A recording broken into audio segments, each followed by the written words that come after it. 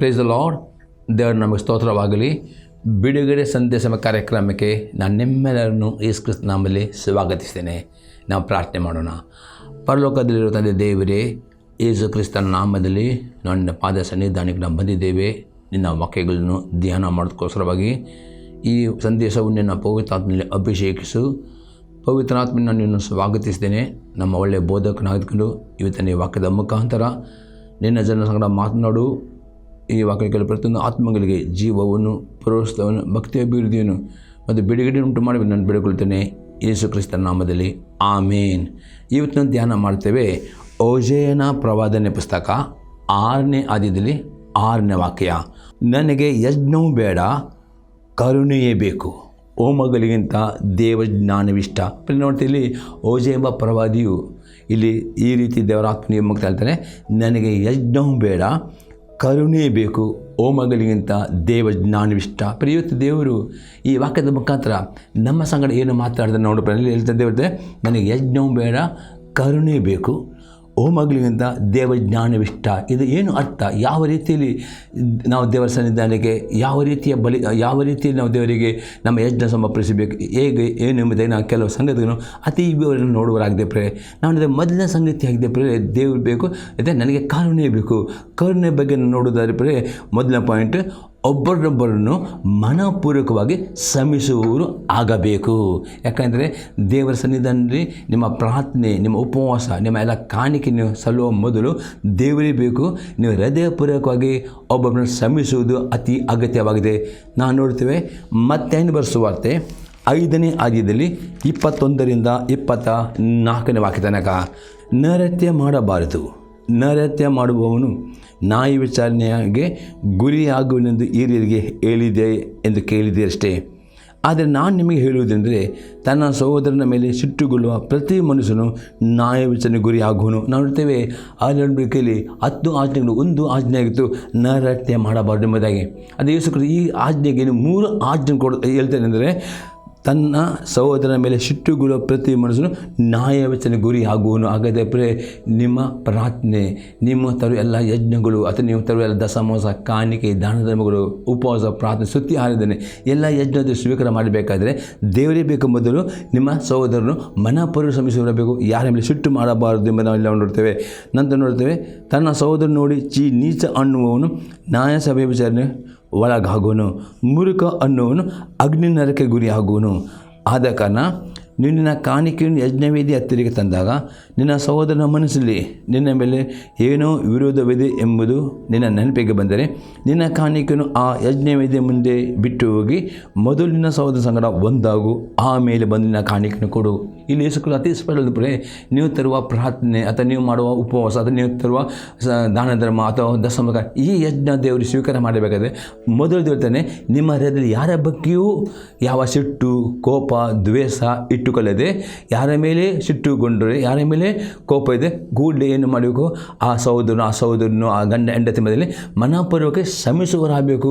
ಯಾವ ರೀತಿ ನೋವು, ದ್ವೇಷ, ಕೋಪ ಇಟ್ಟುಕೊಳ್ಳದೆ ಶುದ್ಧವಾದ ಹೃದಯದಿಂದ, ಶುದ್ಧದ ಮನಸ್ಸಿಯಿಂದ ನೀವು ದೇವರ ಸನ್ನಿಧಿಗೆ ನಿಮ್ಮ ಯಜ್ಞಗಳನ್ನು, ನಿಮ್ಮ ಪ್ರಾರ್ಥನೆ, ಉಪವಾಸ, ದಾನ ಧರ್ಮ ತಂದರೆ ಮಾತ್ರವೇ ಅದು ದೇವರು ಸ್ವೀಕಾರ ಮಾಡ್ತಾನೆ. ಒಂದು ವೇಳೆ ನೀವು ಇನ್ನು ಮೇಲೆ ಒಬ್ಬೊಬ್ಬರು ನೋವುಗಳು ಇರುವುದಾರೆ ಅಥವಾ ಕೋಪ ಇಟ್ಟುಕೊಳ್ಳುವುದಾರೆ, ಸಿಟ್ಟು ಇಟ್ಟುಕೊಳ್ಳುವುದಾರೆ, ದ್ವೇಷ ಇಟ್ಟುಕೊಳ್ಳುವುದಾರೆ, ನಿಮ್ಮ ಹೃದಯ ಪೂರ್ವಕವಾಗಿ ಒಬ್ಬರನ್ನು ಶ್ರಮೆ ಕೊಡದಿದ್ದರೆ, ಅದೇ ಗಂಡ ಹೆಂಡತಿ ಮಧ್ಯದಲ್ಲಿ ಐಕ್ಯತೆಯಲ್ಲಿದ್ದರೆ ಅಂಥ ಪ್ರಾರ್ಥನೆ ದೇವರು ಸ್ವೀಕಾರ ಮಾಡೋದಿಲ್ಲ ಎಂದು ಇದು ಅರ್ಥವಾಗಿದೆ. ಹಾಗಾದರೆ ದೇವರಿಗೆ ನಿಮ್ಮ ಉಪವಾಸ, ಪ್ರಾರ್ಥನೆ, ದಾನದ ಬೇಡ ಅಲ್ಲ, ಅದೇ ದೇವರಿಗೆ ಬೇಕು. ಹೃದಯಪೂರ್ವಕವಾಗಿ ಒಬ್ಬರನ್ನು ಶ್ರಮಿಸುವುದು ಅದು ಪ್ರಾಮುಖ್ಯವಾಗಿದೆ ಎಂದು ನಾವು ನೋಡ್ತೇವೆ. ಇನ್ನೊಂದು ಎಕ್ಸಾಂಪಲ್ ನೋಡ್ತೇವೆ, ಮತ್ತೇನು ಬರೆಸುವಂತೆ 18ನೇ ಅಧ್ಯಾಯದಲ್ಲಿ 21 ಮತ್ತು 22ನೇ ವಾಕ್ಯ. ಆಗ ಪೇತ್ರನು ಆತನ ಬಳಿಗೆ ಬಂದು, ಸ್ವಾಮಿ, ನನ್ನ ಸಹೋದರನು ನನಗೆ ತಪ್ಪು ಮಾಡುತ್ತಾ ಬಂದರೆ ನಾನು ಎಷ್ಟು ಸಾರಿ ಅವನಿಗೆ ಶ್ರಮಿಸಬೇಕು? 7 ಸಾರಿಯೋ ಎಂದು ಕೇಳಲು ಯೇಸು ಅವನಿಗೆ, 7 ಸಾರಿ ಅಂದಲ್ಲ, 70 ಸಾರಿ ಎಂದು ನಿಮಗೆ ಹೇಳುತ್ತೇನೆ. ಇಲ್ಲಿ ಪೇತ್ರನು ಯೇಸು ಕ್ರಿಸ್ತನ ಕೇಳುತ್ತಾನೆ, ಸ್ವಾಮಿ ನನ್ನ ಸಹೋದರ ತಪ್ಪು ಮಾಡಿ ಎಷ್ಟು ಸಾರಿ ಸಮಯಬೇಕು? 7 ಸಾರಿಯೂ ಅಲ್ಲ, 70 ಸಾರಿ ನಿರಂತರವಾಗಿ ನೀವು ಒಬ್ಬರೊಬ್ಬರನ್ನು ಮನಪೂರ್ವಕ ಶ್ರಮಿಸುವರಾದಾಗ ಅದು ಮಿತಿ ಇಲ್ಲದೆ ಅಂದರೆ ನಿರಂತರವಾಗಿ ನೀವು ಶ್ರಮಿಸುವರಾಗಬೇಕು. ಯಾರ ಮೇಲೆಯೂ ದ್ವೇಷ ಕೋಪ ಇಟ್ಟುಕೊಳ್ಳಬಾರದು ಎಂಬುದಾಗಿ ಯೇಸು ಕ್ರಿಸ್ತನು ಹೇಳ್ತಾನೆ. ಅದೇ ಅಪೊಸ್ತಲ ಪೌಲನು ಎಫೆಸದವರಿಗೆ ಪತ್ರಿಕೆ 4ನೇ ಅಧ್ಯಾಯದಲ್ಲಿ 26 ಮತ್ತು 27ನೇ ವಾಕ್ಯ. ಕೋಪ ಮಾಡಬೇಕಾದರೂ ಪಾಪ ಮಾಡಬೇಡಿರಿ, ಸೂರ್ಯನು ಮುಳುಗುವುದಕ್ಕಿಂತ ಮುಂಚೆ ನಿಮ್ಮ ಸಿಟ್ಟು ತೀರಲಿ, ಸೈತನಿಗೆ ಅವಕಾಶ ಕೊಡಿರಿ. ಅಪೊಸ್ತಲ ಪೌಲನು ಅದೇ ರೀತಿ ಹೇಳ್ತಾರೆ, ಕೋಪ ಮಾಡಬೇಕಾದರೂ ಪಾಪ ಮಾಡಬೇಡಿರಿ, ನಿಮ್ಮ ಸಿಟ್ಟು ಸೂರ್ಯನ ಮುಳುಗಿದ ಮುಂಚೆ ತೀರಿಸಿಬಿಡಿ. ಆದರೆ ನೀವು ದರ್ಶನದಲ್ಲಿ ಪ್ರಾರ್ಥನೆ, ಉಪವಾಸ, ದಾನ ಧರ್ಮ, ದಶಮ ಕಾಣಿ ಎಲ್ಲ ಯಜ್ಞ ಸಮರ್ಪಣೆ ಮಾಡಲಿಕ್ಕೆ ಬರುವಾಗ ದೇವರು ಈ ಯಜ್ಞವನ್ನು ಸ್ವೀಕಾರ ಮಾಡಬೇಕಾದ್ರೆ ದೇವರಿಗೆ ಕರುಣೆ ಎಂದರೆ ಯಾರ ಮೇಲೂ ಕೋಪಗೊಳ್ಳಬಾರ್ದು, ಯಾರ ಮೇಲೆ ದ್ವೇಷಿಟ್ಟುಕೊಳ್ಳಬಾರ್ದು, ಯಾರ ಮೇಲೆ ಕೈ ನಿಂತು ಅವರನ್ನು ನಿಮ್ಮ ಮನಪೂರ್ವಕವಾಗಿ ಹೃದಯಪರ ಗಂಡ ಹೆಂಡತಿ ಒಬ್ಬರೊಬ್ಬರನ್ನು ಶ್ರಮಿಸುವರಾಗಬೇಕು. ಈ ರೀತಿಯ ಬಂದರೆ ಮಾತ್ರ ಅದನ್ನು ಸ್ವೀಕಾರ ಮಾಡ್ತಾನೆ ಎಂದು ಇದು ಅರ್ಥವಾಗಿದೆ ಪ್ರಿಯರೇ. ಎರಡನೇ ಅರ್ಥ ನೋಡ್ತೇವೆ, ಒಬ್ಬರೊಬ್ಬರನ್ನು ತೀರ್ಪು ಮಾಡಬಾರದು. ನಾವು ನೋಡ್ತೇವೆ ರೋಮಾಪುರದವರಿಗೆ ಪತ್ರಿಕೆ 14ನೇ ಅಧ್ಯಾಯದಲ್ಲಿ 4 ಮತ್ತು 13ನೇ ವಾಕ್ಯ. ಮತ್ತೊಬ್ಬನ ಸೇವಕನ ವಿಷಯವಾಗಿ ತೀರ್ಪು ಮಾಡುವುದಕ್ಕೆ ನೀನು ಯಾರು? ಅವನು ನಿರ್ದೋಷಿಗೆ ನಿಂತರೂ ದೋಷಿಗೆ ಬಿದ್ದರೂ ಅದು ಅವನ ಯಜಮಾನಿಗೆ ಸೇರಿದು. ಅವನು ನಿರ್ದೋಷವಾಗಿ ನಿಲ್ಲಿಸಲ್ಪಡುವನು, ಅವನು ನಿಲ್ಲಿಸೋದಕ್ಕೆ ಕರ್ತನು ಸಕ್ತನಾಗಿದ್ದಾನೆ. ಪ್ರಿಯರಲ್ಲಿ ನೋಡ್ತೇವೆ, ನೀವು ದೇವರ ಸನ್ನಿಧಾನಕ್ಕೆ ಸಭೆಯಾಗಿ ಪ್ರಾರ್ಥನೆ ಬರುವಾಗ ಯಾರ ಬಗ್ಗೆ ಪ್ರೇರಣೆ ತೀರ್ಪು ಮಾಡೋರು ಆಗಬಾರ್ದು. ತೀರ್ಪು ಮಾಡೋದು ದೇವರಿಗೆ ಬಿಟ್ಟದು. ನೀವು ಒಬ್ಬರೊಬ್ಬರು ಸಹ ಪ್ರಾರ್ಥಿಸುವರಾಗಬೇಕು, ಒಬ್ಬರನ್ನು ಪ್ರೀತಿಸುವರಾಗಬೇಕು. ಇನ್ನು ತೀರ್ಪು ಮಾಡುವವರಾಗ ಇಲ್ಲಂತೆ ದೇವರ ಸೇವಕರ ಬಗ್ಗೆ ತೀರ್ಪು ಮಾಡಬಾರ್ದು. ದೇವರು ತಾನೇ ಅವರ ಬಗ್ಗೆ ನೋಡುವನಾಗಿದೆ. ಆ ರೀತಿ ಒಂದು ವೇಳೆ ನಿಮ್ಮ ಹೃದಯದಲ್ಲಿ ನೀವು ಯಾರ ಬಗ್ಗೆ ನಿಮ್ಮ ಜೀವಿತ ಪರೀಕ್ಷೆ ಮಾಡದೆ ಈ ಥರ ತಪ್ಪು ಹುಡುಕುವ ಸ್ವಭಾವ ನಿಮ್ಮಲ್ಲಿ ಇರುವುದರೆ, ಈ ಥರ ತೀರ್ಪು ಮಾಡುವುದರೆ ನಿಮ್ಮ ಪ್ರಾರ್ಥನೆ ಸ್ವೀಕಾರ ಮಾಡೋದಿಲ್ಲ. ಅದಕ್ಕೆ ದೇವರು ನಿಮ್ಮ ಪ್ರಾರ್ಥನೆ ಸ್ವೀಕಾರ ಮಾಡಬೇಕು. ಯಾರ ಬಗ್ಗೆಯೂ ಪ್ರೇರಣೆ ತೀರ್ಪು ಮಾಡುವರಾಗದೆ ನಿಮ್ಮ ಜೀವಿತ ಕುರಿತು ತೀರ್ಪು ಮಾಡಿಕೊಂಡು ನಿಮ್ಮ ಪಾಪಗಳನ್ನು ಪಶ್ಚಾತ್ತಾಪಡುವರಾಗ ಅಂಥ ಪ್ರಾರ್ಥನೆ ದೇವ ಸ್ವೀಕಾರ ಮಾಡುವನಾಗಿದ್ದಾರೆ. ಬರೀ ಇನ್ನೊಂದು ವಾಕ್ಯ ನೋಡುವ ಪ್ರೇರೆ ರೋಮಾಪುರದ ಪತ್ರಿಕೆ 14ನೇ ಅಧ್ಯಾಯದಲ್ಲಿ 13ನೇ ವಾಕ್ಯ. ರೋಮನ್ಸ್ 14:13. ಆದ ಕಾರಣ ಇನ್ನು ಮೇಲೆ ಒಬ್ಬರ ವಿಷಯದಲ್ಲೊಬ್ಬರು ತೀರ್ಪು ಮಾಡಿದಿರೋಣ. ಅದಕ್ಕೆ ಬದಲಾಗಿ ಸಹೋದರನ ಎದುರಿಗೆ ಅಡ್ಡಿಯನ್ನಾಗಲಿ ಎಡೆತಡೆಯನ್ನಾಗಲಿ ಹಾಕಬಾರ್ದು ತೀರ್ಮಾನಿಸಿಕೊಳ್ಳಿರಿ. ಪುನಃ ಅಪೊಸ್ತಲ ನೋಡ್ತೇನೆ, ನೀವು ಸಹೋದರಿಗೆ ನೀವು ತೀರ್ಪು ಮಾಡಿದೆ ಅವರ ಸೇವೆಗೆ ಮುಂದೆ ಬರುವಾಗ ಅವರಿಗೆ ಅಡ್ಡಿ ಮಾಡಿದೆ ಅವರಿಗೆ ಉತ್ತೇಜನ ಮಾಡೋರಾಗಬೇಕು, ಅವರಿಗೋಸ್ಕರ ಪ್ರಾರ್ಥಿಸೋರಾಗಬೇಕು. ವಿನ ಅವ್ರ ಬಗ್ಗೆ ತೀರ್ಪು ಮಾಡಬಾರ್ದು ಎಂಬುದಾಗಿ ಇಲ್ಲಿ ಅಪೊಸ್ತಲನಾಗಿದ್ದೇನೆ. ಇನ್ನೊಂದು ನಾವು ವಾಕ್ಯ ನೋಡ್ತೇವೆ, ಯಾಕೋಬನ ಬರೆದ ಪತ್ರಿಕೆ 4ನೇ ಅಧ್ಯಾಯದಲ್ಲಿ 11 ಮತ್ತು 12ನೇ ವಾಕ್ಯ. ಸಹೋದರರೇ, ಒಬ್ಬರನ್ನೊಬ್ಬರು ನಿಂದಿಸಬೇಡಿರಿ. ಯಾವನಾದರೂ ತನ್ನ ಸಹೋದರನು ನಿಂದಿಸಿದರೆ ಅಥವಾ ತನ್ನ ಸಹೋದರನ ವಿಷಯವಾಗಿ ತೀರ್ಪು ಮಾಡಿದರೆ ಅವನು ಧರ್ಮಶಾಸ್ತ್ರವನ್ನು ನಿಂದಿಸಿ ಧರ್ಮಶಾಸ್ತ್ರ ವಿಷಯದಲ್ಲಿ ತೀರ್ಪು ಮಾಡಿದ ಹಾಗಾಗುವುದು. ಆದರೆ ನೀನು ಧರ್ಮಶಾಸ್ತ್ರ ವಿಷಯದಲ್ಲಿ ತೀರ್ಪು ಮಾಡಿದರೆ ನೀನು ನ್ಯಾಯಾಧಿಪತಿ ಎನಿಸಿಕೊಳ್ಳುವೆಯೇ ಹೊರತು ಅದನ್ನು ಅನುಸರಿಸುವನಲ್ಲ. ನ್ಯಾಯವನ್ನು ವಿಧಿಸಿದ ನ್ಯಾಯಾಧಿಪತಿ ಒಬ್ಬನೇ, ಆತನಿಗೆ ಉಳಿಸುವುದಕ್ಕೂ ನಾಶ ಮಾಡುವುದು ಸಕ್ತನು. ಈಗಿರುವಾಗ ನಿನ್ನೆರೆಯ ವಿಷಯದಲ್ಲಿ ತೀರ್ಪು ಮಾಡಿದ ನೀನು ಯಾರು? ಪುನಃ ಅಲ್ಲಿ ಯಾಕೋಬ ನಿಮ್ಮ ಪ್ರಾರ್ಥನೆ ನಿಮ್ಮ ಯಜ್ಞಗಳು ದೇವರು ಸ್ವೀಕಾರ ಮಾಡಬೇಕಾದರೆ ನೀವು ಯಾರ ಬಗ್ಗೆಯೂ ನಿಂದಿಸುವವರಾಗಬಾರದು, ಯಾರ ಬಗ್ಗೆಯೂ ತೀರ್ಪು ಮಾಡುವವರು ಆಗಬಾರದು. ನಿಮ್ಮ ಕೆಲಸ ಒಬ್ಬರೊಬ್ಬರು ಪ್ರೀತಿಸುವುದು ನಿಮ್ಮ ಕೆಲಸವಾಗಿದೆ. ತೀರ್ಪು ಮಾಡೋ ಅಧಿಕಾರ ದೇವರಿಗೆ ಬಿಟ್ಟದ್ದು. ನಿಮಗೆ ತೀರ್ಪು ಮಾಡಲಿಕ್ಕೆ ಅಧಿಕಾರ ಉಂಟು. ಅದು 2 ಸಂಗತಿ. ಒಂದು ದೇವರ ವಾಕ್ಯ, ಅಂದರೆ ದೇವರ ವಾಕ್ಯ, ದೇವರ ಬೋಧನೆ, ಸ್ವಸ್ಥ ಬೋಧನೆಯು ಸುಳ್ಳು ಬೋಧನೆ ಎಂಬುದಾಗಿ ನೀವು ವಾಕ್ಯದ ಮುಖಾಂತರ ತೀರ್ಪು ಮಾಡಬಹುದು.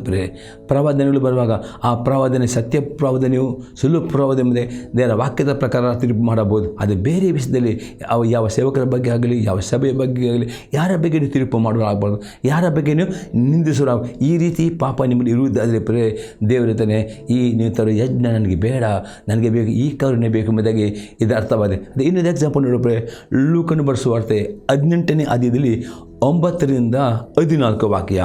ಇದಲ್ಲದೆ ತಾವೇ ನೀತಿವಂತರೆಂದು ತಮ್ಮಲ್ಲಿ ಭರವಸೆವಿಟ್ಟುಕೊಂಡು ಉಳಿದವರನ್ನು ಉದಾಸೀನ ಮಾಡುವಂಥ ಕೆಲವರಿಗೆ ಒಂದು ಸಾಮ್ಯವನ್ನು ಹೇಳಿದನು. ಅದೆಂದರೆ ಪ್ರಾರ್ಥನೆ ಮಾಡಬೇಕೆಂದು 2 ಮನುಷ್ಯರು ದೇವಾಲಯಕ್ಕೆ ಹೋದರು. ಒಬ್ಬನು ಪರಿಸೇಯನು, ಒಬ್ಬನು ಸುಂಕದವನು. ಪರಿಸೇಯನು ನಿಂತುಕೊಂಡು ಪ್ರಾರ್ಥಿಸುವಾಗ ತನ್ನೊಳಗೆ, ದೇವರೇ, ಸುಲುಕೊಳ್ಳುವವರು, ಅನ್ಯಾಯಗಾರರು, ಆದರ ಮಾಡುವವರು ಆಗಿರುವ ಉಳಿದ ಜನರಂತೆ ನಾನಲ್ಲ, ಈ ಸುಂಕದವನಂತೂ ಅಲ್ಲ. ಆದ್ದರಿಂದ ನಿನಗೆ ಸ್ತೋತ್ರ ಮಾಡುತ್ತೇನೆ. ವಾರ 2 ಅವರ್ತಿ ಉಪವಾಸ ಮಾಡುತ್ತೇನೆ. ನಾನು ಸಂಪಾದಿಸುವ ಎಲ್ಲದರಲ್ಲಿಯೂ 10 ಪಾಲು ಕೊಡುತ್ತೇನೆ ಅಂದುಕೊಂಡು. ಆದರೆ ಆ ಸುಂಕದವನು ದೂರದಲ್ಲಿ ನಿಂತು ಆಕಾಶದ ಕಡೆ ಕಣ್ಣೆತ್ತಿ ನೋಡುವುದಕ್ಕೂ ಮನಸ್ಸಿಲ್ಲದೆ ಏದೇನು ಬಡುಕೊಳ್ಳುತ್ತಾ, ದೇವರೇ, ಪಾಪಿ ನನ್ನನ್ನು ಕರುಣಿಸು ಅಂದನು. ಇವನು ನೀತಿವಂತನೆಂದು ನಿರ್ಣಯಿಸಲ್ಪಟ್ಟವನಾಗಿ ತನ್ನ ಮನೆಗೆ ಹೋದನು. ಆ ಪರಿಚಯನು ಅಂಥವನಿಗೆ ಹೋಗಲಿಲ್ಲ ಎಂದು ನಿಮಗೆ ಹೇಳುತ್ತೇನೆ. ತನ್ನನ್ನು ಹೆಚ್ಚಿಸಿಕೊಳ್ಳಲು ಪ್ರತಿಯೊಬ್ಬನು ತಗ್ಗಿಸಲ್ಪಡುವನು, ತನ್ನನ್ನು ತಗ್ಗಿಸಿಕೊಳ್ಳುವವನು ಹೆಚ್ಚಿಸಲ್ಪಡುವನು ಅಂದನು. ಇಲ್ಲಿ ಅತಿ ಸ್ಪಷ್ಟ ನೋಡಿದ್ರೆ ಇಲ್ಲಿ ಪರಿಚಯನು ಅವನು 10 ಭಾಗ ದಶಮಾಂಶ ಕೊಡುತ್ತಿದ್ದ ಯಥಾರ್ಥವಾಗಿ ವಾರಕ್ಕೆ 2 ದಿನ ಉಪವಾಸ ಪ್ರಾರ್ಥನೆ ಮಾಡ್ತಿದ್ದನು. ಎಲ್ಲವನ್ನು ಅವನು ಮಾಡ್ತಿದ್ದನು, ಎಲ್ಲ ಸರಿ, ಅವನು ಮಾಡಿದ ಯಾವ ತಪ್ಪಿಲ್ಲ. ಅದು ಅವನಲ್ಲಿ ಪ್ರೇರೆ ಇನ್ನೊಬ್ಬ ಸಹೋದರ ಬಗ್ಗೆ ಕರುಣೆ ಇಲ್ಲ. ಅವನೇನು ಮಾಡಿದನು, ಅದರಲ್ಲಿ ತಾನೇ ನೀತಿವಂತ ನಿಮ್ಮದೇ ತಿಳಿದುಕೊಂಡು ಇನ್ನೊಬ್ಬ ಸಹೋದರ ಬಗ್ಗೆ ತಪ್ಪು ಹುಡುಕ್ತಿದ್ದನು, ಅವನ ಬಗ್ಗೆ ತೀರ್ಪು ಮಾಡಿದನು. ಪ್ರೇ ಅವನ ಬಗ್ಗೆ ಕರುಣೆ ಇಲ್ಲ. ಅದಕ್ಕೋಸ್ಕರ ದೇವರಿರ್ತಾನೆ, ನನಗೆ ಯಜ್ಞ ಅವನು ಮಾಡಿದ ಯಾವುದೇ ಯಜ್ಞ ಸ್ವೀಕಾರ ಮಾಡಿ. ಯಾಕೆಂದರೆ ಅವನಲ್ಲಿ ಆ ಪ್ರೀತಿ ಇಲ್ಲ, ಕರುಣೆ ಇಲ್ಲ. ಅವನು ಅದರ ಮುಖ ತಾನು ನೀತಿಯನ್ನು ನೆನೆಸಿಕೊಂಡು ಇನ್ನೊಬ್ಬ ಆ ಸುಂಕದವನು ಅವನು ದ್ವೇಷ ಮಾಡಿದರೆ ಆತನ ಬಗ್ಗೆ ತಪ್ಪು ಹುಡುಕಿದ್ದ. ಆದರೆ ಇಲ್ಲಿ ಸುಂಕದವನು ದೇವರ ಹತ್ರ ಬರುವಾಗ, ದೇವ ಪಾಪೆಯನ್ನು ಕರುಣಿಸು, ಅವನು ದೇವರ ಹತ್ರ ಬರುವಾಗ ತನ್ನನ್ನು ತಗ್ಗಿಸ್ಕೊಂಡು ಬಂದ. ಪ್ರೇರೆ ಇವತ್ತಿದ್ದು ಅರ್ಥವಾಗಿದೆ, ಯಜ್ಞ ಬೇಡ ಅಂದರೆ ಅರ್ಥ, ಅದರಿಂದ ಸಮೋಸ ಕಾಣಿಕೆ ಬೇಡ ಅರ್ಥಲ್ಲ. ಆದರೆ ನೀವು ದೇವರ ಸನ್ನಿಧಿ ಬರುವಾಗ ಪ್ರೇರೆ ಇನ್ನೊಬ್ಬರ ಜೀವಿತ ಕುರಿತು ತೀರ್ಪು ಮಾಡಬೇಡಿರಿ, ಯಾವ ಸೇವಕರ ಕುರಿತು ತೀರ್ಪು ಮಾಡಬೇಡಿ, ಯಾವ ಸಭೆಯ ಕುರಿತು ತೀರ್ಪು ಮಾಡಬೇಡಿ. ದೇವರ ಸನ್ನಿಧಿ ಬರುವಾಗ, ದೇವರ ವಾಕ್ಯವನ್ನು ಕೇಳುವಾಗ, ದೇವರ ವಾಕ್ಯ ಓದುವಾಗ, ದೇವರ ಸೇವಕರು ಸಂದೇಶವನ್ನು ಕೇಳುವಾಗ, ದೇವರ ಸೇವಕರು ಕೊಟ್ಟ ಪ್ರಬೋಧನೆ ಕೇಳುವಾಗ ನಿಮ್ಮ ಜೀವಿತ ಪರೀಕ್ಷೆ, ದೇವ ನನ್ನಲ್ಲಿ ಏನಾದರೂ ಪಾಪ ಉಂಟು, ನಾನಿಲ್ಲಿ ಯಾವ್ದಾದರೂ ಅವಿದ್ಯತೆಯಲ್ಲಿದ್ದೀನೋ, ಈ ವಾಕ್ಯದ ಮುಖಾಂತರ ನನ್ನ ಮಾತನಾಡೋ ಆ ರೀತಿ ವಾಕ್ಯಗಳನ್ನು ಬರುವಾಗ, ಸೇವಕರ ಮುಖಾಂತರ ಬರುವಾಗ ಆ ವಾಕ್ಯಗಳನ್ನು ಸ್ವೀಕಾರ ಮಾಡಬೇಕು. ಅದನ್ನು ನೀವು ನಿಮ್ಮಲ್ಲಿ ಅದರ ಪರೀಕ್ಷೆ ಆಗ ಆ ಸುಂಕದವನಿಗೆ, ಆಗ ನಿಮ್ಮಲ್ಲಿ ಪಾಪ ಇದ್ದರೆ ಆ ವಾಕ್ಯ, ಆತ ಪ್ರವಾದನೆ, ಆ ಸಂದೇಶ ನಿಮ್ಮ ಮನಸ್ಸಿಗೆ ಚುಚ್ಚುತ್ತದೆ. ನಿಮಗೆ ಪಾಪಿನ ಅವರು ಕೂಡಲೇ ಆ ಸುಂಕದವನಿಗೆ, ದೇವ ನಾನು ಪಾಪಿಯಾಗಿದ್ದೇನೆ, ಈ ಸಂದೇಶದ ಪ್ರಕಾರ ನಾನು ನಡೆಯಿಲ್ಲ, ಈ ವಾಕ್ಯದ ಪ್ರಕಾರ ನಾನು ಇಲ್ಲ, ನನ್ನಲ್ಲಿ ಪಾಪ ಉಂಟು, ನೀವು ಪಶ್ಚಾತ್ತಾಪ ಪಡುವುದರೆ ಅದು ಕರುಣೆ. ಅಂದರೆ ಅದು ಅವನು ತಗ್ಗಿಸ್ಕೊಂಡನು, ಅವನ ಪ್ರಾರ್ಥನೆ, ಅವನ ಉಪವಾಸ, ಅವನ ತಂದೆ ಎಲ್ಲ ಒಂದು ಸ್ವೀಕಾರ ಮಾಡಿದನು. ಅದೇ ಪರಿಚಯನು ಅವನು ಎಲ್ಲ ಕೊಟ್ಟನು, ತಂದನು ಸರಿ, ಆದರೆ ಆ ಯಜ್ಞ ತಂದು ಸರಿ, ಆದರೆ ಅವನಲ್ಲಿ ಕರುಣೆ ಇಲ್ಲ ನಿಮ್ಮದಿಗೆ ಅವನು ತಿರುಗ್ತಾನೆ. ಆದರೆ ಈ ರೀತಿ ಆಗದು. ಇವತ್ತು ಅನೇಕರು ದೇವರ ಸನ್ನಿಧಾನಕ್ಕೆ ನೀವು ದಶಮಾಂಶ ಕೊಡ್ತೀರಿ, ಕಾಣಿಕೆ ಕೊಡ್ತೀರಿ, ಪ್ರಾರ್ಥನೆ ಮಾಡೋದು. ಆದರೆ ಎಷ್ಟರ ತನಕ ನಿಮ್ಮ ಜೀವಿತವನ್ನು ನೀವು ದೇವರ ಮುಂದೆ, ದೇವರ ವಾಕ್ಯದ ಮುಂದೆ ತಗ್ಗಿಸಲ್ಪಡದೆ, ನಾನೇ ನೀತಿವಂತನು, ನಾನೇ ಪರಿಶುದ್ಧ ನಿಮ್ಮದೆ ಆ ನಿಮ್ಮ ಒಳ್ಳೆಯ ಕ್ರಿಯೆಯನ್ನು ಭರವಸೆಕೊಂಡು ದೇವರ ಬರುವುದಾರೆ. ದೇವರು ಹೇಳ್ತೇನೆ, ನಿನ್ನ ಯಜ್ಞ ಬೇಡ ನನಗೆ, ನಿನ್ನ ಕರುಣೆ ಬಂದರೆ ನೀನು ನಿನ್ನ ಜೀವಿತ ನೋಡಬೇಡ, ಇನ್ನೊಬ್ಬರ ಜೀವಿತ ನೋಡಬೇಡ, ಆ ನಿನ್ನ ಒಳ್ಳೆಯ ಕ್ರಿಯೆಯಲ್ಲಿ ಭರವಸೆ ಇಡ. ಇನ್ನೂ ದೇವ ನನ್ನ ಪರೀಕ್ಷಿಸು. ಇನ್ನು ಈ ರೀತಿ ನಾವು ಪ್ರತಿದಿನ ದೇವರ ಸನ್ನಿಧಿಗೆ ಬರಬೇಕು. ಯಾಕಂದರೆ ಈ ಲೋಕದಲ್ಲಿ ನಾವು ಜೀವಿಸುವಾಗ ನಾವು ದೇವರ ಮಕ್ಕಳು ಅನೇಕ ರೀತಿಯಲ್ಲಿ ಪಾಪದ ಬೀಳುವ ಸಂಭವ ಉಂಟಾಗಿದೆ. ಮನಸ್ಸಿನಲ್ಲಿ, ಆಲೋಚನೆಯಲ್ಲಿ ಮಾತೆ ಪಾಪ ಮಾಡಲಿಕ್ಕೆ ಸಂಭವ. ಅದಕ್ಕೋಸ್ಕರ ನಾವು ಯಾವಾಗಲೂ ದೇವರ ಬರುವಾಗ ಅಹಂಕಾರದಿಂದ ಬರದೆ, ಇನ್ನೊಬ್ಬರ ಬಗ್ಗೆ ತೀರ್ಪು ಮಾಡದೆ, ತಮ್ಮನ್ನೇ ತೀರ್ಪು ಮಾಡಿಕೊಂಡು ತಮ್ಮನ್ನೇ ತೆಗೆದು ಬಂದರೆ ಅಂತಹ ಕರುಣೆಯ ಹೃದಯ, ಅಂತಹ ಯಜ್ಞವನ್ನು ಸ್ವೀಕಾರ ಮಾಡ್ತಾನೆ ಎಂಬುದು ಇದರ ಅರ್ಥವಾಗಿದೆ ಪ್ರಿಯರೇ. ಹೀಗೆ 3ನೇ ಅರ್ಥ ನೋಡ್ತೇವೆ, ಒಬ್ಬರೊಬ್ಬನು ಹೃದಯಪೂರ್ವಕವಾಗಿ ಪ್ರೀತಿಸುವವರು ಆಗಬೇಕು. 1ನೇ ಯೋಹನ ಪತ್ರಿಕೆ 3ನೇ ಅಧ್ಯಾಯದಲ್ಲಿ 17 ಮತ್ತು 18ನೇ ವಾಕ್ಯ. ಈ ಲೋಕದ ಸಂಪತ್ತುಳ್ಳ ಯಾವನಾದರೂ ಕೊರತೆಯಲ್ಲಿ ಬಿದ್ದಿರುವ ತನ್ನ ಸಹೋದರನ್ನು ನೋಡಿ ಕರುಣಿಸಿ ಬಿಟ್ಟರೆ ದೇವರ ಪ್ರೀತಿಯು ಅವನಲ್ಲಿ ನೆಲೆಗೊಂಡುಂಟೆ. ಪ್ರಿಯದ ಮಕ್ಕಳೇ, ನಾವು ಬರೀ ಮಾತಿನಿಂದಾಗಲಿ ಬಾಯಿ ಪ್ರಚಾರದಿಂದಾಗಲಿ ಪ್ರೀತಿಸುವವರಾಗಿರಬಾರದು. ನಿಮ್ಮ ಪ್ರೀತಿಯು ಕೃತ್ಯದಲ್ಲಿಯೂ ಸತ್ಯದಲ್ಲಿಯೂ ತೋರಬೇಕು. ಪ್ರಿಯರೇ, ಇದು ಅರ್ಥ ಇದೆ. ಪ್ರಿಯರೇ, ಹೌದು, ಇದುವರೆಷ್ಟು ದಶಮಾಂಶ ಕೊಡಬಹುದು, ಕಾಣಿ ಕೊಡಬಹುದು, ಅದು ದೇವರಿಗೆ ಕೊಡಲೇಬೇಕು ಪ್ರಿಯರೇ. ಆದರೆ ಅದು ಕೊಟ್ಟ ನಂತರ ಇನ್ನೊಂದು ಸ್ಯಾಕ್ರಿಫೈಸ್ ಆಗಿದೆ. ಬೇರೆಯವರು ಕಷ್ಟದಲ್ಲಿರುವಾಗ, ನಮ್ಮ ಸಹೋದರ ಕಷ್ಟದಲ್ಲಿರುವಾಗ ಪ್ರಿಯರೇ, ನಿಮ್ಮಲ್ಲಿ ಕೊಡಲಿಕ್ಕೆ ಅವರಿಗೆ ಇರುವುದಾದರೆ ನಿಮ್ಮ ಪ್ರೀತಿ ಕಲಿ ಅವರಿಗೆ ಕ್ರಿಯೆಯಲ್ಲಿ, ಅಂದರೆ ಕಲಿ ಬಾಯಿ ಮಾತಿಂದ ಪ್ರೀತಿ ಇಲ್ಲ, ನಿಮ್ಮ ಪ್ರೀತಿ ಕ್ರಿಯೆಯಲ್ಲಿ, ನಿಮ್ಮ ಇದ್ದದ್ರಲ್ಲಿ ನೀವು ಅವರಿಗೆ ಹಂಚಿಕೊಡೋದು, ಇದರಲ್ಲಿ ಅವರಿಗೆ ಹೆಲ್ಪ್ ಮಾಡಿ, ಅದು ಪ್ರೀತಿ ಕ್ರಿಯೆಯಲ್ಲಿ ತೋರಿ ಬಂದ ಪ್ರೀತಿ ಇರಬೇಕು. ಅಂಥ ಪ್ರೀತಿ, ಅಂಥ ಕರುಣೆ ದೇವರು ಮೆಚ್ಚುವನಾಗಿದ್ದಾನೆ ಪ್ರಿಯರೇ. ಇಲ್ಲದೆ ಒಬ್ಬ ಸಹೋದರನಿಗೆ ಕಷ್ಟವಿರುವಾಗ, ಕೊರತೆ ಇರುವ ಒಬ್ಬ ಸಹೋದರಂತ ಅವನಿಗೆ ಸಹಾಯ ಮಾಡಲಿಕ್ಕೆ ಸಾಧ್ಯ ಉಂಟು, ಸಾಮರ್ಥ್ಯ ಉಂಟು, ಅವನದನ್ನು ಕೊಡದೆ ಬರೀ ಮಾತಿನಿಂದ ನಾನು ಪ್ರೀತಿಸ್ತೇನೆ, ಪ್ರಾರ್ಥನೆ ಮಾಡ್ತೇನೆ ಹೇಳಿದರೆ ಅದು ಅಲ್ಲ. ಅದು ನಿಮ್ಮ ಪ್ರೀತಿಯು ಕ್ರಿಯೆಯಲ್ಲಿ ತೋರಿಬೀಳಬೇಕು. ಆ ಕ್ರಿಯೆಯಲ್ಲಿ ತೋರುವ ಪ್ರೀತಿ, ಆ ಕ್ರಿಯೆಯಲ್ಲಿ ಮಾಡುವ ಒಳ್ಳೆಯ ಕಾರ್ಯ ದೇವರು ಮೆಚ್ಚಿ ನಿಮಗೆ ಅದಕ್ಕೆ ಪ್ರತಿಫಲ ಕೊಡುತ್ತಾನೆ ಎಂಬುದಾಗಿ ಅರ್ಥವಾಗಿದೆ ಪ್ರಿಯರೇ. 4ನೇ ಸಂಗತಿಯಾಗಿದೆ ಪ್ರಿಯರೇ, ಒಬ್ಬರನ್ನೊಬ್ಬರನ್ನು ಸಹಿಸಿಕೊಳ್ಳುವರು ಆಗಬೇಕು. ಎಫೆಸ ದೇವರ ಪತ್ರಿಕೆ 4ನೇ ಅಧ್ಯಾಯದಲ್ಲಿ 1ರಿಂದ 3 ವಾಕ್ಯ. ನೀವು ದೇವರಿಂದ ಕರೆಯಲ್ಪಟ್ಟಿರುವ ಕಾರಣ ಯೋಗ್ಯರಾಗಿ ನಡೆದುಕೊಳ್ಳಬೇಕೆಂದು ಕರ್ತನ ಸೇವೆಯಲ್ಲಿ ಸೆರೆಯವನ್ನು ನಾನು ನಿಮ್ಮನ್ನು ಪ್ರಬೋಧಿಸ್ತೇನೆ. ನೀವು ಪೂರ್ಣ ವಿನಯ ಸಾತ್ವಿಕತ್ವಗಳಿಂದಲೂ ದೀರ್ಘ ಶಾಂತಿಯಿಂದಲೂ ಕೂಡಿದವರಾಗಿ ಪ್ರೀತಿಯಿಂದ ಒಬ್ಬರನ್ನೊಬ್ಬರು ಸಹಿಸಿಕೊಳ್ಳಿರಿ. ಸಮಾಧಾನ ಎಂಬ ಬಂಧನದಿಂದ ಕಟ್ಟಲ್ಪಟ್ಟವರಾಗಿದ್ದು ಪವಿತ್ರಾತ್ಮದಿಂದ ಐಕ್ಯವನ್ನು ಕಾಪಾಡಿಕೊಳ್ಳುವುದಕ್ಕೆ ಆಸಕ್ತರಾಗಿರಿ. ಪ್ರಿಯ 4ನೇ ಸಂಗತಿ ಆಗಿದೆ ಪ್ರಿಯ ಕರುಣೆ ಎಂದರೆ ನೀವು ಪ್ರಾರ್ಥನೆ ಮಾಡುವಾಗ ನಿಮ್ಮ ಪ್ರಾರ್ಥನೆ ಸ್ವೀಕಾರ ಮಾಡಬೇಕು. ನೀವು ಸಭೆಗೆ ಸೇರಿ ಬರುವಾಗ ಗಂಡ ಹೆಂಡತಿ ತೊಟ್ಟಿ ಸೇರಿ ಪ್ರೇರಣೆ ಮಾಡುವಾಗ ನೀವು ಒಬ್ಬರೊಬ್ಬರ ಬಲಹೀನತೆಗಳನ್ನು ಸಹಿಸಿಕೊಳ್ಳಬೇಕು. ಒಬ್ಬರ ಮೇಲೆ ಒಬ್ಬರು ತಪ್ಪು ಹೊರಿಸಲಿಕ್ಕೆ ಕಾರಣವಿದ್ದರೂ ಅವರನ್ನು ಪದೇ ಪದೇ ತಪ್ಪು ಹೊರಿಸದೆ ಪ್ರೀತಿಯಿಂದ ಅವರನ್ನು ಶ್ರಮಿಸಿಕೊಂಡು ಅವರೊಟ್ಟಿಗೆ ಒಂದು ಮನಸ್ಸಾಗಬೇಕು, ಸಹಿಸಿಕೊಂಡು ಮತ್ತು ಪವಿತ್ರ ಐಕ್ಯವನ್ನು ಕಾಪಾಡಿಕೊಳ್ಳಬೇಕು. ಸಮಾಧಾನವನ್ನು ಆರೈಸಬೇಕು. ಜಗಳಕ್ಕೆ ಆಸ್ಪತ್ರೆ ಕೊಡಬೇಕು. ಗಂಡ ಹೆಂಡತಿ ಮಧ್ಯದಲ್ಲಿ ಬರೀ ಜಗಳಕ್ಕೆ ಆಸ್ಪತ್ರೆ ನಿಮ್ಮ ಪ್ರಾರ್ಥನೆ ಸ್ವೀಕಾರ ಮಾಡಬೇಕೇ. ನೀವು ಗಂಡ ಹೆಂಡತಿ ಮಧ್ಯೆ ಜಗಳಕ್ಕೆ ಆಸ್ಪತ್ರೆ ಸಮಾಧಾನಕ್ಕೋಸ್ಕರ ಪ್ರಯತ್ನ ಮಾಡಬೇಕು. ಒಬ್ಬರನ್ನು ಸಹಿಸಿಕೊಳ್ಳು. ಈ ರೀತಿ ಪವಿತ್ರಾತ್ಮ ಐಕ್ಯವನ್ನು ಕಾಪಾಡ ಅತಿ ಇಂಪಾರ್ಟೆಂಟ್. ಯಾಕಂದರೆ ಯೇಸು ಕ್ರಿಸ್ತ ಹೇಳ್ತಾನೆ, ಇಬ್ಬರು ಬೇಡಿಕೊಳ್ತಾ ಒಂದು ವಿಷಯದಲ್ಲಿ ಒಂದೇ ಮನಸ್ಸಿಂದ ಪ್ರಾರ್ಥನೆ ಮಾಡುವುದಾದರೆ ಪರಲೋಕ ತಂದೆಯು ಆ ಪ್ರಾರ್ಥನೆಯನ್ನು ಕೇಳುತ್ತಾನೆ ಎಂಬುದು ದೇವರು ಕೊಟ್ಟೊಂದು ಆಜ್ಞೆ ಇದೆ.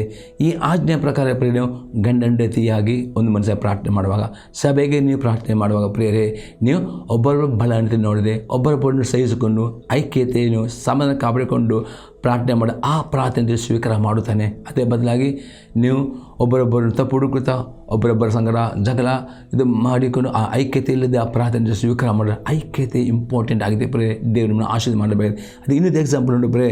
1 Peter chapter 3, 8 and 9 ಪೇತ್ರನ ಬರೆದ ಮೊದಲನೇ ಪತ್ರಿಕೆ ಅದು 3ನೇ ಅಧ್ಯಾಯದಲ್ಲಿ 8 ಮತ್ತು 9ನೇ ವಾಕ್ಯ. ಕಡೆಗೆ ನೀವೆಲ್ಲರೂ ಏಕ ಮನಸ್ಸುಳ್ಳವರಾಗಿರಿ, ಪರರ ಸುಖ ದುಃಖಗಳಲ್ಲಿ ಸೇರುವವರಾಗಿರಿ, ಅಣ್ಣ ತಮ್ಮದಂತೆ ಒಬ್ಬರನ್ನೊಬ್ಬರು ಪ್ರೀತಿಸಿರಿ, ಕರುಣೆಯು ದೀನಭಾವವುಳ್ಳವರಾಗಿರಿ, ಅಪಕಾರಕ್ಕೆ ಅಪಕಾರವನ್ನು ನಿಂದೆಗೆ ನಿಂದೆಯನ್ನು ಮಾಡಿದ ಆಶೀರ್ವದಿಸಿರಿ. ಇದಕ್ಕಾಗಿ ದೇವರು ನಿಮ್ಮನ್ನು ಕರೆದನಲ್ಲ. ಹೀಗೆ ಮಾಡುವುದಾದರೆ ನೀವು ಆಶೀರ್ವಾದವನ್ನು ಬಾಧ್ಯವಾಗಿ ಹೊಂದುವಿರಿ. ಇಲ್ಲ ಅತಿ ಸ್ಪಷ್ಟವಾಗಿ ಪವಿತ್ರ ಆತ್ಮನ ಇವತ್ತು ಮಾತನಾಡ್ತಾ ಅನೇಕರು ದೇವರ ಸನ್ನು ಪ್ರಾರ್ಥನೆ ಮಾಡ್ತೀರಿ, ಉಪವಾಸ ಮಾಡಿದ್ದಾನೆ. ಅದೇ ದೇವರೇ ಬೇಕು, ಅದರ ಒಟ್ಟಿಗೆ ಕರುಣೆ ಬೇಕು. ಇಲ್ಲಿ ನೋಡ್ತೇವೆ 4ನೇ ಸಂಗತಿ ನೋಡ್ತೇವೆ, ನಿಮ್ಮಲ್ಲಿ ಏಕ ಮನಸ್ಸು ಬೇಕು. ಕುಟುಂಬ ಜೀವಿತದಲ್ಲಿಯೂ ಸಭೆ ಜೀವಿತದಲ್ಲಿ ಏಕ ಮನಸ್ಸು ಬೇಕು ಅಂತ ನೋಡ್ತೇವೆ. ಪರರ ಸುಖ ದುಃಖಗಳಲ್ಲಿ ಸೇರುವರು, ಅಣ್ಣ ತಮ್ಮದ ಒಬ್ಬರನ್ನು ಪ್ರೀತಿಸಬೇಕು. ಏನು ಮಾಡಬೇಕು? ಪೇತ್ರನೇ ಕರುಣೆಯು ದೀನಬೋಲವರಾಗಬೇಕು, ಅಪಕಾರವನ್ನು ಮಾಡಬಾರ್ದು, ನಿಂದೆಯನ್ನು ಮಾಡಿ ಈ ರೀತಿ ನೀವು ಒಬ್ಬರೊಬ್ಬರನ್ನ ಆಶೀರ್ವದಿಸಬೇಕು. ಒಬ್ಬರೊಬ್ಬರನ್ನ ಬೈಯುವರು ಸಪ್ಪಿಸುವರು ಆಗಬಾರ್ದು. ಈ ರೀತಿ ನೀವು ಮಾಡುವುದರೆ ದೇವರು ನಿಮ್ಮನ್ನು ನಿಮ್ಮ ಪ್ರಾರ್ಥನೆ ನಿಮ್ಮ ಯಜ್ಞ ಸ್ವೀಕಾರ ಮಾಡಿ ನಿಮಗೆ ಆಶೀರ್ವಾದ ಮಾಡುತ್ತಾನೆ. ಅದು ಗ್ಯಾರಂಟಿ ಎಂಬುದೇ ಪೇತ್ರ ಹೇಳ್ತಾನೆ. ಅದು ಈ ಒಂದು ಗುಣಗಳು ನಿಮ್ಮಲ್ಲಿ ಇಲ್ಲದೆ ನೀವು ಮಾಡುವ ಯಾವ ಒಳ್ಳೆಯ ಕ್ರಿಯೆಯುವುದನ್ನು ಮೆಚ್ಚುವುದಿಲ್ಲ. ಅದೇ ಈ ಕರುಣೆ ಈ ಪ್ರೀತಿಯಿಂದ ನೀವು ಮಾಡುವ ಒಳ್ಳೆಯ ಕ್ರಿಯೆಗಳು ದೇವರು ಮೆಚ್ಚುತ್ತಾನೆ ಎಂದು ಇದು ಅರ್ಥವಾಗಿದೆ ಪ್ರಿಯರೇ. ಈಗ 5ನೇ ಸಂಗತಿ ನೋಡ್ತೇವೆ ಪ್ರಿಯರೇ, ಪರೋಪಕಾರವನ್ನು ಪ್ರೀತಿಯಿಂದ ಮಾಡುವವರು ಆಗಬೇಕು. ಇಬ್ರಿಯವರೆಗೆ ಬರೆದ ಪತ್ರಿಕೆ 13ನೇ ಅಧ್ಯಾಯದಲ್ಲಿ 16ನೇ ವಾಕ್ಯ. ಇದಲ್ಲದೆ ಪರೋಪಕಾರವನ್ನು ಧರ್ಮ ಮಾಡುವುದನ್ನು ಮರೆಯಬೇಡಿರಿ, ಇವೇ ದೇವರಿಗೆ ಸಮರ್ಪಕದ ಯಜ್ಞಗಳು. ನೋಡ್ತೇವೆ, ನೀವು ದೇವರಿಗಿಂತ ಸಮಾಂಶವನ್ನು ಕೊಟ್ಟು ಎಷ್ಟರವಾಗಿ ನೀವು ಪ್ರೀತಿಯಿಂದ ಇನ್ನೊಬ್ಬರಿಗೆ ಪರೋಪಕಾರ ಮಾಡೋದು ಅಥವಾ ಧರ್ಮ ಮಾಡೋದೇ ದಾನ ಧರ್ಮ ಮಾಡೋದು. ನೀವು ಈ TV ಸೇವೆಗೆ ದೇವರ ಸೇವೆಗೋಸ್ಕರವಾಗಿ TV ಮಾಧ್ಯಮ ಸೇವೆಗೋಸ್ಕರವಾಗಿ ನಿಮ್ಮ ದಶಮ ಕಾಣಿಕೆಯಲ್ಲಿ ಎಷ್ಟರವಾಗಿ ನೀವು ಸ್ಯಾಕ್ರಿಫೈಸ್ ಮಾಡೋದು, ದಾನ ಧರ್ಮ ಮಾಡೋದು, ಇದೆಲ್ಲ ಯಜ್ಞಗಳು ಪ್ರೀತಿಯಿಂದ ಮಾಡುವುದರೆ ದೇವರದ್ದು ಮರೆತು ಬಿಡುವುದಿಲ್ಲ. ಅದೊಂದು ಸ್ವೀಕಾರ ಮಾಡ್ತೇನೆ, ಅದಕ್ಕೆ ಆಶೀರ್ವಾದ ಕೊಡುತ್ತೆ ಎಂಬುದಾಗಿದ್ದು ಅರ್ಥವಾಗಿದೆ. ಅದು ಎಲ್ಲ ಕ್ರಿಯೆಗಳು ನೀವು ಪ್ರೀತಿಯದಿಂದ ಕರುಣೆಯಿಂದ ಮಾಡುವುದನ್ನು ಮಾತ್ರ ದೇವರು ಸ್ವೀಕಾರ ಮಾಡ್ತಾನೆ. ಅದು ನಿಮ್ಮಲ್ಲಿ ಕರುಣೆ ಆ ಪ್ರೀತಿ ಇಲ್ಲದರೆ ದೇವರು ಇರ್ತಾನೆ, ನನ್ನ ಯಾವ ಯಜ್ಞವೂ ಬೇಡ ಎಂಬುದಾಗಿ ಅರ್ಥ ಆಗದೆ. ನಿಮ್ಮ ಯಜ್ಞಗಳು ದೇವರು ಬೇಕು, ನಿಮ್ಮ ಪ್ರಾರ್ಥನೆ ಎಲ್ಲ ಬೇಕು. ಅದೇ ಈ 5 ಸಂಗತಿಗಳು ಕರುಣೆಯ ಬಗ್ಗೆ ಈ ರೀತಿಯ ಕರುಣೆಯ ಆ ಪ್ರೀತಿಯನ್ನು ಮಾಡುವುದಾದರೆ ದೇವರನ್ನು ಸ್ವೀಕಾರ ಮಾಡುತ್ತಾರೆ. ಈಗ 6ನೇ ಸಂಗತಿ ಹೋಮಗಳಿಗಿಂತ ದೇವಜ್ಞಾನ ಇಷ್ಟಪಡಿ. ಹೋಮ ಅಂದರೆ ಅರ್ಥ ನೀವು ಮಾಡುವ ಸ್ತುತಿ ಆರಾಧನೆ ಅದು ಹೋಮವಾಗಿದೆ. ಈ ಹೋಮದಲ್ಲಿ ಸ್ವೀಕಾರ ಮಾಡಬೇಕಾದ್ರೆ ದೇವಜ್ಞಾನವು ಇಷ್ಟ. ಇದರ ಅರ್ಥ ನೋಡುತ್ತೇವೆ. ಜ್ಞಾನೋಕ್ತಿ ಪುಸ್ತಕ 8ನೇ ಅಧ್ಯಾಯದಲ್ಲಿ 34ರಿಂದ 35ನೇ ವಾಕ್ಯ. ನನ್ನ ದ್ವಾರಗಳ ಬಳಿಯಲ್ಲಿ ಪ್ರತಿದಿನ ಕಾಯುತ್ತಾ ಬಾಗಿಲಿನ ನಿಲುವುಗಳ ಹತ್ತಿರ ಜಾಗರೂಕನಾಗಿ ನನ್ನ ಮಾತುಗಳನ್ನು ಕೇಳುವನು ಭಾಗ್ಯವಂತನು. ಯಾವ ನನ್ನನ್ನು ಹೊಂದುತ್ತಾನೋ ಅವನ ಜೀವವನ್ನು ಹೊಂದುತ್ತಾನೆ, ಇವನ ಕಟಾಕ್ಷಕ್ಕೆ ಗುರಿಯಾಗುವನು. ನೋಡ್ತೇವೆ, ನಿಮ್ಮ ಪ್ರಾರ್ಥನೆ ದೇವರಿಗೆ ನೀವು ಒಪ್ಪಿಸುವ ಮೊದಲು, ಸ್ತುತಿ ಆರಾಧನೆ ಮಾಡೋ ಮೊದಲು ದೇವರ ವಾಕ್ಯವನ್ನು ಓದುವವರಾಗಬೇಕು, ದೇವರ ವಾಕ್ಯ ಧ್ಯಾನ ಮಾಡುವಬೇಕು. ಯಾವಾಗ ದೇವರ ವಾಕ್ಯವನ್ನು ಪ್ರಾರ್ಥನೆ ಮಾಡೋ ಮೊದಲು ಓದುತ್ತಿರೋ, ಧ್ಯಾನ ಮಾಡಿದ್ರು, ದೇವರ ಆತ್ಮನು ಆ ವಾಕ್ಯದ ಮೇಲೆ ಮಾತನಾಡಿದೆ. ಆ ವಾಕ್ಯದಲ್ಲಿ ಮಾತನಾಡುವಾಗ ನಿಮ್ಮಲ್ಲಿ ಪಾಪ ಇದ್ದರೆ ಪಶ್ಚಾತ್ತಾಪ ಪಡೆಯಬೇಕು, ವಿಧೇಯರಾಗಬೇಕು, ವಿಧೇಯರಾಗಬೇಕು. ಈ ರೀತಿ ದೇವರ ವಾಕ್ಯ ವಿಧೇಯತೆಯಿಂದ ಪಶ್ಚಾತ್ತಾಪದಿಂದ ಮಾಡೋ ಪ್ರಾರ್ಥನೆ ದೇವರು ಸ್ವೀಕಾರ ಮಾಡುತ್ತಾನೆ. ಆದರೆ ನೀವು ಬರೀ ಪ್ರಾರ್ಥನೆ ಮಾಡ್ತೀರಿ, ಬರೀ ಸ್ತುತಿ ಆರಾಧನೆ ಮಾಡ್ತೀರಿ, ಆ ದೇವರ ವಾಕ್ಯ ಮೊದಲು ಓದುವುದಿಲ್ಲ, ಅನಂತರ ಓದುವುದಿಲ್ಲ, ಆ ದೇವರ ಧ್ಯಾನ ಮಾಡಿ ಅಂಥ ಪ್ರಾರ್ಥನೆ, ಅಂಥ ಹೋಮಗಳು ದೇವರಿಗೆ ಬೇಡ. ದೇವರಿಗೆ ಬೇಕು ನಿಮ್ಮ ಹೋಮ ಅಂದರೆ ನಿಮ್ಮ ಸ್ತುತಿ ಆರಾಧನೆ ದೇವರು ಪರಲೋಕ ಮುಟ್ಟಬೇಕಾಗಿದೆ. ನಿಮಗೆ ದೇವರಿಗೆ ಬೇಕು ದೇವರ ವಾಕ್ಯದ ಜ್ಞಾನ ಅಂದರೆ ದೇವರ ವಾಕ್ಯವನ್ನು ತಿಳ್ಕೊಳ್ಳಬೇಕು, ದೇವರ ವಾಕ್ಯ ಧ್ಯಾನ ಮಾಡಬೇಕು, ದೇವರ ವಾಕ್ಯದಲ್ಲಿ ನಿಮ್ಮ ಪರೀಕ್ಷಿಸಿಕೊಂಡು ವಿಧೇಯರಾಗಿ ನೀವು ಬರಬೇಕು. ಆ ಪ್ರಾರ್ಥನೆ ದೇವರು ಸ್ವೀಕಾರ ಮಾಡುತ್ತಾನೆ. ಇಲ್ಲಂದರೆ ಆ ಪ್ರಾರ್ಥನೆ ದೇವರು ಸ್ವೀಕಾರ ಮಾಡೋದು. ಯಾಕಂದರೆ 36ನೇ ವಾಕ್ಯ ಇರ್ತದೆ, Proverbs chapter 8 verse 36, 8:36 ವಾಕ್ಯ, ಯಾವ ನನಗೆ ತಪ್ಪು ಮಾಡ್ತಾನೋ ಅವನು ತನ್ನ ಆತ್ಮಕ್ಕೆ ಕೇಡು ಮಾಡಿಕೊಳ್ಳುತ್ತಾನೆ. ಅದರ್ಥ ನೀವು ಪ್ರಾರ್ಥನೆ ಮಾಡೋ ಮೊದಲು ಆ ಪ್ರಾರ್ಥನೆ ನಂತರ ದೇವರ ವಾಕ್ಯ ಓದಿಲ್ಲವೋ ನೀವು ತಪ್ಪು ಮಾಡ್ತೀರಿ, ಪಾಪ ಮಾಡ್ತೀರಿ. ಪ್ರಾರ್ಥನೆ ನಿಮ್ಮದು ಪರಿಪೂರ್ಣ ಆಗಬೇಕಾದ್ರೆ ದೇವರ ವಾಕ್ಯ ಓದಿಕೊಂಡು ನೀವು ಮಾಡೋ ಪ್ರಾರ್ಥನೆ ಅದು ಪರಿಪೂರ್ಣವಾಗ್ತದೆ. ದೇವರ ಬಗ್ಗೆ ಓದದೆ ನೀವು ಪ್ರಾರ್ಥನೆ ಅದು ಪರಿಪೂರ್ಣ. ಅದಕ್ಕೆ ಯಾವನಾಗಿ ತಪ್ಪು ಮಾಡ್ತಾನೋ ಅವನು ತನ್ನ ಆತ್ಮಕ್ಕೆ ಕೇಡು ಮಾಡಿಕೊಳ್ಳುತ್ತಾನೆ. ನನ್ನ ಹಾಗೆ ಮಾಡುವವರು ಮರಣವನ್ನು ಪ್ರೀತಿಸ್ತಾರೆ. ಅದರ್ಥ ದೇವರ ವಾಕ್ಯವನ್ನು ಪ್ರೀತಿ ಮಾಡಬೇಕು. ದೇವರ ವಾಕ್ಯವೇ ದೇವರಾಗಿದೆ. ದೇವರ ಯೇಸು ಕ್ರಿಸ್ತ ಇರ್ತಾನೆ, ಆದಿಯಲ್ಲಿ ವಾಕ್ಯವಿತ್ತು, ಆ ವಾಕ್ಯ ದೇವರ ಬಳಿ ಇತ್ತು, ಆ ವಾಕ್ಯವೇ ಯೇಸು ಕ್ರಿಸ್ತ. ಈ ವಾಕ್ಯವನ್ನು ಪ್ರೀತಿ ಮಾಡಬೇಕು, ವಾಕ್ಯವನ್ನು ಧ್ಯಾನ ಮಾಡಬೇಕು, ವಾಕ್ಯಕ್ಕೆ ವಿಧೇಯರಾಗಿಕೊಂಡು ಮಾಡೋ ಪ್ರಾರ್ಥನೆ ದೇವರು ಮೆಚ್ಚುತ್ತಾನೆ ಎಂದು ಇದು ಅರ್ಥವಾಗಿದೆ. ಇನ್ನೊಂದು ಎಕ್ಸಾಂಪಲ್ ನೋಡ್ತೇವೆ, ಪ್ರಸಂಗಿ ಪುಸ್ತಕ 5ನೇ ಅಧ್ಯಾಯದಲ್ಲಿ 1 ಮತ್ತು 2ನೇ ವಾಕ್ಯ.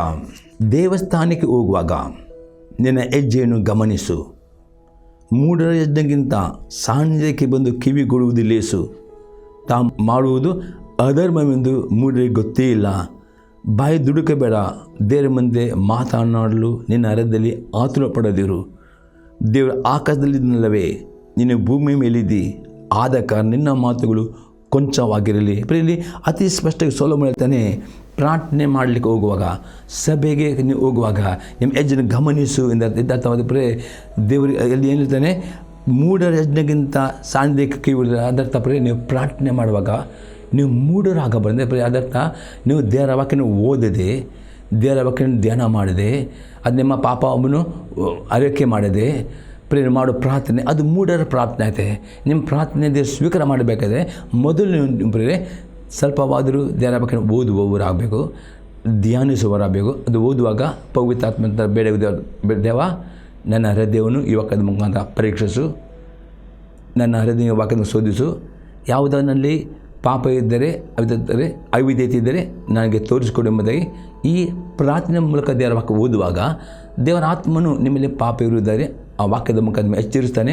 ಆಗ ನೀವು ಮನ ಕಾಲಿಕೊಂಡು, ದೇವ ಈ ವಾಕ್ಯದ ಪ್ರಕಾರ ನಾನು ನಡಿಲ್ಲ, ನನ್ನಲ್ಲಿ ಅವಿಧೇಯತೆಯನ್ನು ನನ್ನಲ್ಲಿ ಪಾಪವನ್ನು ಪಶ್ಚಾತ್ತಾಪಟ್ಟುಕೊಂಡು ನಾವು ಮಾಡೋ ಪ್ರಾರ್ಥನೆ ದೇವರು ಸ್ವೀಕಾರ ಮಾಡುತ್ತಾನೆ. ಅದೇ ನೀವು ವಾಕ್ಯ ಓದದೆ ವಾಕ್ಯ ಧ್ಯಾನ ಪ್ರಾರ್ಥನೆ ಮಾಡಿದರೆ ನಿಮಗೆ ಗೊತ್ತಿಲ್ಲ ಕೆಲವು ಪಾಪಗಳು ನಿಮ್ಮಲ್ಲಿ ಇರ್ತವೆ. ಯಾಕಂದರೆ ಈ ಲೋಕದಲ್ಲಿ ಇರುವ ಪ್ರತಿಯೊಬ್ಬ ವಿಶ್ವಾಸಿಯು ಅವನು ದೊಡ್ಡ ಪಾಪ ಮಾಡದಿದ್ದರೂ ಅವನು ತನ್ನ ಮನಸ್ಸಿನಲ್ಲಿ ಆಲೋಚನೆಯಲ್ಲಿ ಪಾಪ ಮಾಡುವವನಾಗಿದ್ದಾನೆ. ಅದಕ್ಕೋಸ್ಕರ ಅಪೊಸ್ತಲ ಯೋಹನ ಹೇಳ್ತಾನೆ, 1ನೇ ಯೋಹನ ಪತ್ರಿಕೆ 1ನೇ ಅಧ್ಯಾಯದಲ್ಲಿ 8 ಮತ್ತು 9ನೇ ವಾಕ್ಯ, 1 John chapter 1 verse 8, 9, ನಮ್ಮಲ್ಲಿ ಪಾಪವಿല്ലെಂದು ಹೇಳಿದೆ ನಾವು ನಮ್ಮನ್ನು ಮೋಸ ಪಡೆದುಕೊಳ್ಳುತ್ತೇವೆ ಮತ್ತು ಸತ್ಯ ಎಂಬುದು ನಮ್ಮಲ್ಲಿಲ್ಲ. ಅಂದರೆ ನಾವು ಎಂದಿಗೂ ನಮ್ಮಲ್ಲಿ ಪಾಪ ಇಲ್ಲವನ್ನು ಹೇಳುವುದಾದರೆ ನಾವು ಮೋಸ ಪಡೆದು ಸತ್ಯ ಎಂಬುದೇ ದೇವರ ವಾಕ್ಯ ಏನಿರ್ತದೆ. ಈ ಲೋಕದಲ್ಲಿ ದೇವರ ಮಕ್ಕಳು ಜೀವಿಸುವಾಗ ಅವರು ಈ ಲೋಕದಲ್ಲಿ ಇರುವ ಈ ಪಾಪಗಳು, ಲೋಕದಲ್ಲಿ ತುಂಬ ಪಾಪಗಳು ನಿಮಿತ್ತವೆ, ಅವರು ತಮ್ಮ ಮನಸ್ಸಿನಲ್ಲಿ ಆಲೋಚನೆಯಲ್ಲಿ ಬಾಯಿ ಮೇಲೆ ಪಾಪ ಮಾಡುವ ಅನೇಕ ರೀತಿಯ ಸಂಗತಿಗಳು ಇರುವ ನಿಮಿತ್ತವಾಗಿ ಯಾರೂ ನಲ್ಲಿ ಪಾಪ ಇಲ್ಲ ಎಂಬುದು ಹೇಳದೆ ದೇವರ ವಾಕ್ಯನವರು ಮೊದಲು ಓದುವರಾಗಬೇಕು, ದೇವರ ವಾಕ್ಯವನ್ನು ತಿಳಿದುಕೊಳ್ಳಬೇಕು. ದೇವರ ಬಗ್ಗೆ ದೇವರ ವಾಕ್ಯ ಓದುವಾಗ, ಧ್ಯಾನಿಸುವಾಗ, ಅದನ್ನು ಸ್ಟಡಿ ಮಾಡುವಾಗ ನಿಮ್ಮನ್ನು ಹುಡುಕಬೇಕು. ದೇವ ನನ್ನನ್ನು ಪರೀಕ್ಷಿಸು, ಎಲ್ಲಿ ಅದನ್ನು ಬಾಯಿ ಮಾತಿನಲ್ಲಿ ಆಗಲಿ ಆಲೋಚನೆ ಪಾಪ ಮಾಡಿ. ಆಗ ದೇವರ ವಾಕ್ಯ ನಿಮ್ಮಲ್ಲಿ ಮಾತನಾಡುವಾಗ 1 Yohana 1:9 ಹೇಳ್ತದೆ, ನಾವು ನಮ್ಮ ಪಾಪಗಳನ್ನು ಒಪ್ಪಿಕೊಂಡು ಅರಿಕೆ ಮಾಡುವುದಾದರೆ ಆತ ನೀತಿವಂತ ನಂಬಿಗಸ್ತನಾಗೋದ್ರಿಂದ ನಮ್ಮ ಪಾಪಗಳನ್ನು ಪರಿಹಾರ ಮಾಡಿ ನೀತಿವಂತ ಮಾಡುತ್ತಾನೆ. ಆ ರೀತಿ ನಮ್ಮ ಪಾಪಗಳನ್ನು ಒಪ್ಪಿಕೊಂಡು ಅರಿಕೆ ಮಾಡಿಕೊಂಡು ಪ್ರಾರ್ಥನೆ ಮಾಡಿ ಆ ಪ್ರಾರ್ಥನೆ, ಆ ಹೋಮಗಳು ದೇವರು ಸ್ವೀಕಾರ ಮಾಡ್ತಾ ಇದ್ದ ಅರ್ಥವಾಗಿದೆ. ದೇವರು ನಮಗೆ ಸ್ತೋತ್ರವಾಗಲಿ. ನಾನು ನಂಬುತ್ತೇನೆ ವಾಕ್ಯದ ಮುಖಾಂತರ ನಿಮ್ಮಲ್ಲಿ ಮಾತನಾಡಿದೆ ಮತ್ತು ಈ ಸಂಧಿ ನಿಮ್ಮಲ್ಲಿ ಉತ್ತೇಜನವಾಗೋದು. ನಿಮ್ಮ ಅಭಿಪ್ರಾಯವನ್ನು, ನಿಮ್ಮ ಪ್ರಾರ್ಥನೆಯನ್ನು ನಮಗೆ ತಿಳಿಸಿ ನಿಮಗೋಸ್ಕರ ಪ್ರಾರ್ಥನೆ ಮಾಡ್ತೇವೆ. ನಾವು ಪ್ರಾರ್ಥನೆ ಮಾಡೋಣ. ತಂದೆ ದೇವರೇ, ಯೇಸು ಕ್ರಿಸ್ತನ ನಾಮದಲ್ಲಿ ಸ್ತೋತ್ರವನ್ನು ಕೊಂಡಾಡ್ತೇನೆ. ಈ ಸಂದರ್ಭದ ಮುಖಾಂತರ ನೀನು ಮಾತನಾಡಿದಿ, ನಿನಗೆ ಬೇಕು ಕರುಣೆ ಬೇಕು, ನಿನ್ನೆ ಬೇಕು, ಜ್ಞಾನ ಬೇಕು. ಹಾಗಾಗಿ ಈ ವಾಕ್ಯದ ಪ್ರಕಾರ ಈ ಸಂದರ್ಭ ಪ್ರತಿಯೊಬ್ಬರು ತಮ್ಮ ಜೀವಿತ ಕಷ್ಟದಿಂದ, ಸಮಸ್ಯೆಯಿಂದ, ಸಾಲಿನ ಬಿಡುವುದಕ್ಕೆ ಆ ಕರುಣೆಯ ಕಾರ್ಯ ಮುಖಾಂತರ ಆ ನಿನ್ನ ವಾಕ್ಯವನ್ನು ತಿಳಿದುಕೊಂಡು ಪ್ರಾರ್ಥನೆ ಮಾಡುವಂತೆ ನೀನು ಅವರಿಗೆ ಸಹಾಯ ಮಾಡು. ಮತ್ತು ಈ ಕಲಿತ ಪ್ರತಿಯೊಬ್ಬ ಸಂದೇಶ ಪ್ರತಿಯೊಬ್ಬರ ಮೇಲೆ ನಿನ್ನ ಆಶೀರ್ವಾದ, ನಿನ್ನ ದಯೆ, ಎಲ್ಲ ಕಷ್ಟದಿಂದ, ಎಲ್ಲ ರೋಗದಿಂದ, ಎಲ್ಲ ಪ್ರತಿಯೊಬ್ಬರನ್ನು ಬಿಡುಗಡೆಗೊಳಿಸ್ತೇನೆ ಯೇಸು ಕ್ರಿಸ್ತನ ನಾಮದಲ್ಲಿ. ಆಮೇನ್. Praise the Lord. ದೇವರು ನಿಮ್ಮನ್ನು ಆಶೀರ್ವಾದ ಮಾಡಲಿ.